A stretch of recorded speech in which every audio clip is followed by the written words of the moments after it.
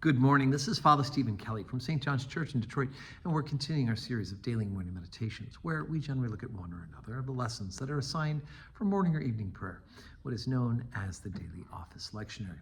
And we are still here at the St. Michael's Conference for Youth, the Midwest edition, at the Manresa Retreat Center in Bloomfield Hills. I'm standing in front of an interesting painting.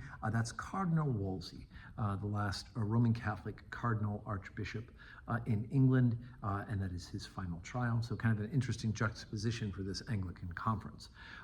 Today, let's take a look at the lesson for Wednesday from the first book of Maccabees, the first reading from evening prayer tonight. 1 Maccabees 4, beginning at verse 36.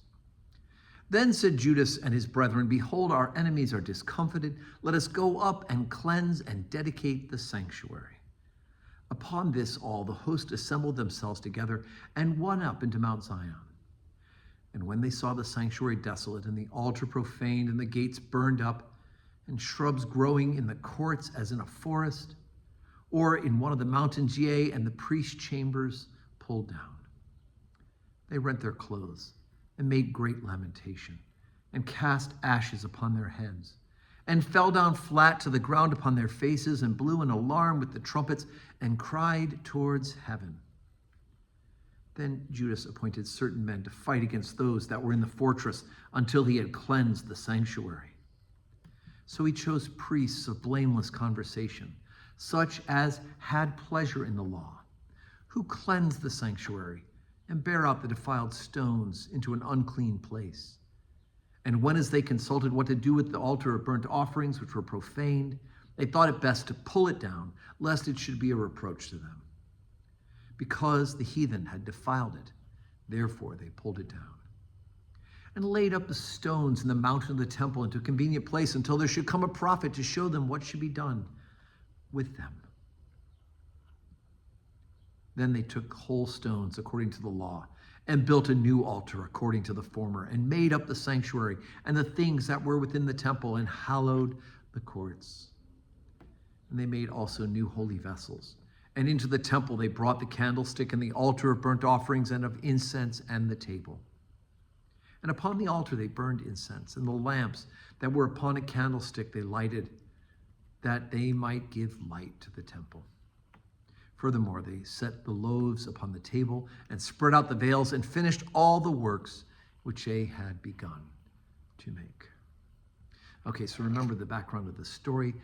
The Hellenists, the Greeks, have come in. They've taken over the region. They've tried to impose their religion upon the people of the original covenant. All the nations that they were taking over, they were trying to stamp out the other religions and impose theirs.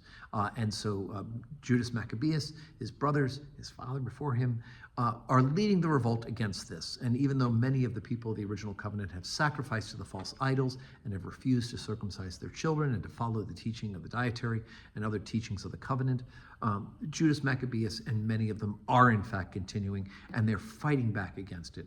And here we find out that the heathens had been offering false sacrifices in the temple, so they've had to go through and cleanse it. They've reclaimed it.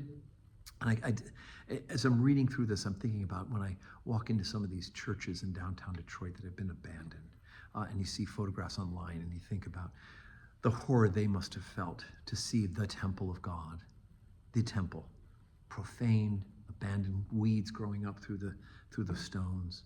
And their first mission, once they reclaim it, is to set it up once again for worship, to glorify God.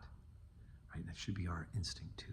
Just as St. Francis received the message from the San Damiano cross that said, rebuild my church. And so he began a physical rebuild before he realized it was a spiritual rebuild as well.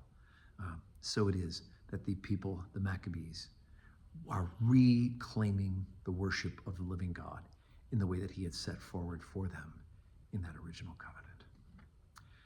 So today's Wednesday, like we said, we're at the St. Michael's Conference for Youth. Please do continue to keep us in your prayers.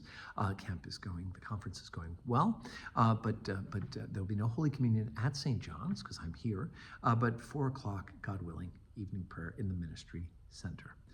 And may God grant us all a wonderful Wednesday that is full of blessings.